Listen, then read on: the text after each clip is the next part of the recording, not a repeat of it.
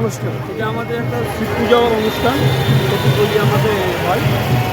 দীর্ঘদিন ধরে আমরা এই শিব পূজা করে আসছি। এর নাম হচ্ছে চড়ক পূজা। বিকালবেলা করে ওই পিঠে বংশী লাগিয়ে কাঠের পুজো করবে। তারপরে দর্শকদের অনুরোধে আরও কিছু খেলা দেখাবে আমার কমিটি। দেখে এইভাবে করে তোমাদের পুনরায় আনন্দ দিয়ে আমার বক্তব্য এখানে আমি শেষ করব। আপনার নাম? আমার নাম রতন ঘোষ। মালদা শহরে হাজরা নৃত্য। চড়ক পুজো উপলক্ষে বিভিন্ন দেবদেবীর সাজে ঘুরে অর্থ সংগ্রহ করেন গাজন শিল্পীরা। টানা 1 মাস সংযমের পর চৈত্র সংক্রান্তিতে বিভিন্ন এলাকায় অনুষ্ঠিত হবে চড়ক উৎসব। 1 মাস নিরামিষ ভোজন করে নিয়ম নিষ্ঠার সঙ্গে সংযম করেন শিব ভক্তরা। শনিবার সন্ধ্যায় বিভিন্ন এলাকায় অনুষ্ঠিত হবে চড়ক উৎসব। পিঠে বড়শি গেঁথে গাজন সন্ন্যাসীরা চড়ক গাছে ঘুরবেন। তারই প্রস্তুতি হিসেবে শনিবার সকালে মালদা শহরের 2 নম্বর গভর্নমেন্ট কলোনি ময়দানে শতাধিক গাজন শিল্পী উপস্থিত হয়েছিলেন। সারা রাত ধরে তারা শ্মশান সহ বিভিন্ন এলাকায় শিবের উপাসনা করেন। এই দিন সকালে কেউ শিব, কেউ কালী, কেউ দুর্গা, আবার কেউ ভূত সেজে হাতে রকমারি অস্ত্র ও মানুষের মাথার খুলি নিয়ে হাজরা নৃত্যে অংশগ্রহণ করেন। নৃত্য করে সারা শহর পরিক্রমা করেন গাজন সন্ন্যাসীরা। এই দিন সকালে গাজন শিল্পীদের শোভাযাত্রা দেখতে রাস্তায় দুধারে ভিড় জমান হাজার হাজার মানুষ। সারাদিন ধরে বিভিন্ন ধর্মীয় কর্মসূচির পর সন্ধ্যাবেলা ঘোরানো হবে চড়ক।